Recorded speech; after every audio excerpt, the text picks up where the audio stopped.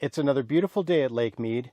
Join me while we explore some of the hidden gems right here in Pearl Cove.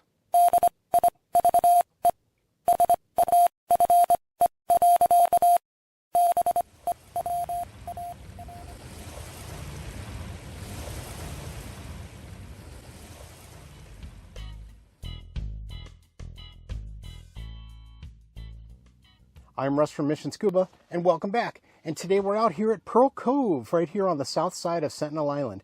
And it is Christmas Day, and man, it is beautiful. You couldn't ask for a nicer day. There's no wind, the sun's out, the water's crystal clear, and man, it is going to be just an awesome dive today. So, I've been diving a lot lately, but I haven't been doing videos. And just the days I need to dive, I just need to get out there and dive, and haven't had the time to do videos. So, sorry about that. But today we're doing one. Figured we'd end the year on a high note, so here we are. So, some of the latest news out here in the dive community. The National Park Service actually reached out to the dive community about 2 months ago and emailed it to the dive shops and some of the other people in the area and asked if people wanted to participate in a forum where they could bring up their issues and discuss some of the lake stuff with the National Park Service. And that's been absolutely fantastic, because as long as I've been diving, for over 20 years out here in the Lake Mead area, the National Park has not been involved in diving at all for the most part. And from my understanding, back in the olden days, they very much were. So that was super great. The superintendent was out there and several representatives from the National Park, and it was a fantastic meeting. Some of the dive shops brought up some of their issues about people not honoring their dive flags in the water and so forth, and that's one issue. But we were talking about putting some permanent moorings in and everything else, so it's pretty exciting. So it's great to think about where the national park might go with what they discovered in that meeting. But yeah, it's been a long summer, long winter, long fall, so it's great to be out here at the lake and doing some diving. So today, the plan is we're out here at Pearl Cove, and there's some great little things to see down there. So my plan is to dive out. I'm going to follow a canyon down that I've explored a couple times. Going to go down. Takes me to about, I've taken it down about 210, 220, and that's about as far as I've gone there. So we'll see today. It might go a little bit deeper, but probably turn around at that same point. And then we're going to go up to an area I call Paiute Cave. And it's in this like slot canyon where the water has cut a groove in the slope. And so you go up this groove and you come up, and there is Paiute Cave. And it's just about big enough to get your full body in and so forth. But I'll get some video in there and we'll take a look around. And that's about it. Today I'm diving Sidemount with just straight air. Single tanks on each side. No deco bottles. I figure my dive time will be about 1 hour. But if I do have deco, it won't be too much. Maybe 10 to 15 minutes at most. But should be a great dive. So stay tuned. Join me on this dive. And we'll talk when I get back.